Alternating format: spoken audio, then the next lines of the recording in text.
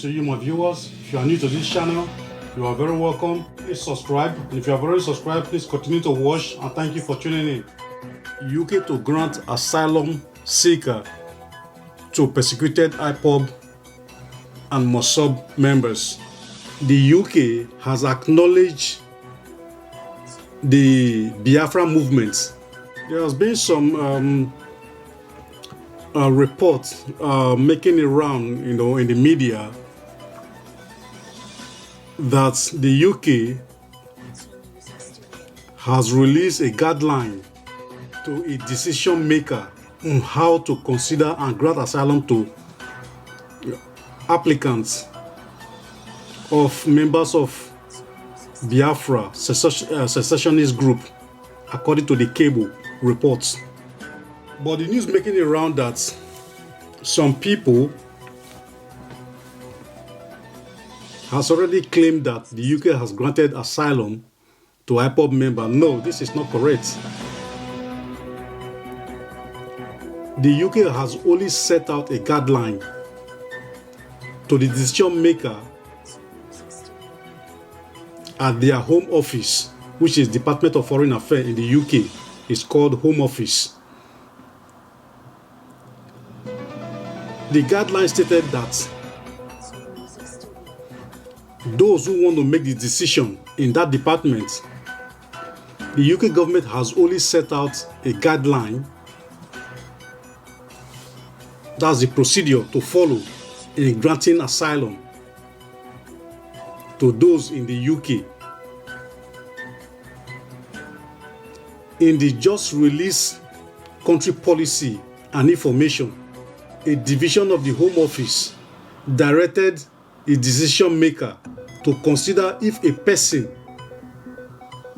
who actively and openly support IPOB is likely to be persecuted or at risk of arrest and detention and ill treatment, which is likely to amount to persecution.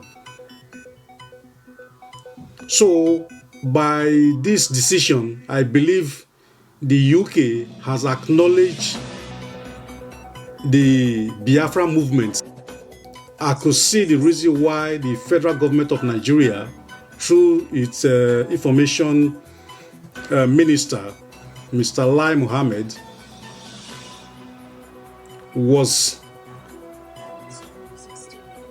a bit agitated,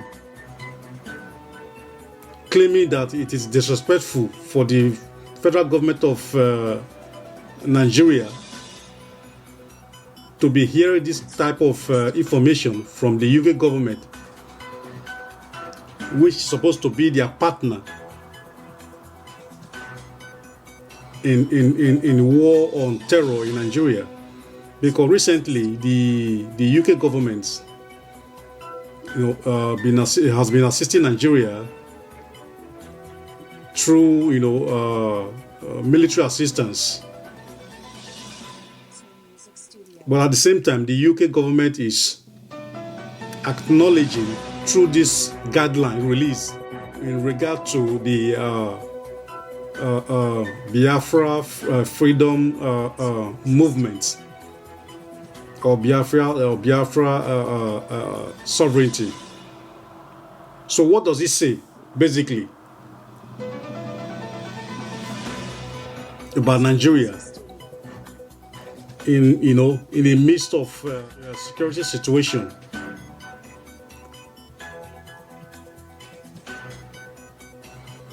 Because everyone knows that Nigeria is facing a lot of security challenges right now, from the north to the east to the west and to the south. So the UK also said they will consider each case on its merit to determine if the person is likely to be of interest to the Nigerian government, and whether this is for the legitimate ground, or is on the legitimate ground of prosecution which is proportionate and non-discriminatory. Everyone knows that the Nigerian government has been cracking down on the indigenous people of Biafra, that's IPOB and Mosob, for a very long time. This organization has been in the forefront of seeking Biafra freedom. So what does this amount to? In particular, the decision maker are to consider each case and take account of the profile of those individual in the organization of IPOB. They will profile the size and organization of the group to which the person belongs and the activities. 2, whether a person in the UK will wish to continue their activism if returned to Nigeria. If not, why not? Whether the group organization has a presence in Nigeria as well as outside of the country, and any evidence that is being monitored by the government. A person profile and political activity, including those online and relevant documentary or other evidence which are to be considered. A profile and activity of family members. And the last one is the past treatment of such individual or group or the organization to which the applicant might be a member or is a member. So these are the guidelines. So asylum has not been granted to anybody as being claimed, on various social platforms. It is just a guideline on how, a case involving any member of IPOB or Mosob, for the actualization of Biafra. So it's an acknowledgement from UK that there is a problem in Nigeria for the first time. This is what I can deduce from this release document or the guidelines for the profiling and granting of asylum to any member of IPOB and Mosob in the future. So it is just a guideline, not granting of asylum as being claimed. The UK also defined Biafra as an area in the southeast of Nigeria that comprises the state of Abia, Imo, Ebonyi, Enugu, and Anambra. To me, this is incorrect. I think the UK is trying to isolate the southeastern state of Nigeria and minimize the expansion of the Biafra states, which naturally includes all, the Bight of Biafra region, various people of Biafra and its members, and the people that mainly speak Igbo language are just one of the many people who occupy the Biafran territory within the Nigerian states.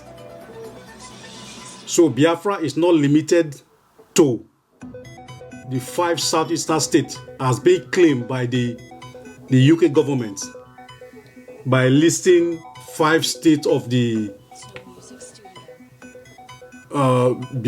Biafra agitators. So to me, this is incorrect. the Igbo, the Igbo are one of the, a group of people that occupy those areas. They are not the only ones. It's all the way to Bakassi Peninsula. It's a large expanse of land and territories. But the UK has decided to limit, the claim of the Biafran state as 5 states of the eastern region of Nigeria. That is incorrect. And to continue with the evidence for human rights application, the UK, which is a signatory to several human rights and refugee conventions, believes Biafra secessionist agitation are covered by one or more of the following policies. A person is reasonably likely to face a risk of persecution or social harm or serious harm, if I may say. The general humanitarian situation is so severe as to breach Article 15B of European Council Directive 2004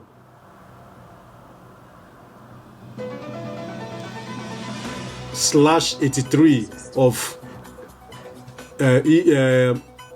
EC.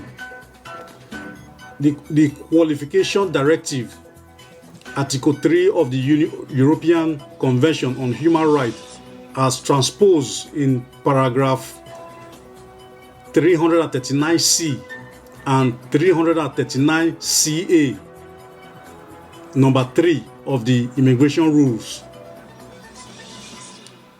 The security situation present a risk to a civilian life or person such that it will breach Article 15C of the Qualification Directive as transposed.